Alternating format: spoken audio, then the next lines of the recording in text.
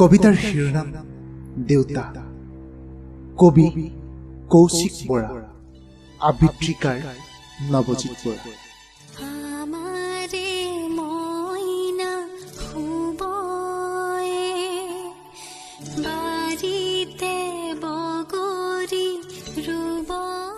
মায়ে কৈছিল সৰুতে হেনো আমাক নিচুকনি গীত গাই গাই খুৱাইছিল। কিন্তু তুমি কি কৰিছিলা দেউতা? মোৰ কিন্তু একেবাৰে মনত নাই।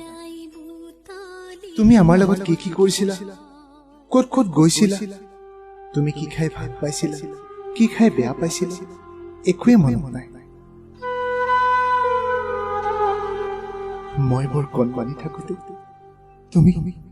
তুমি আমাৰ পৰা আঁতৰি গৈছিলা, হয়তো সেইবাবে।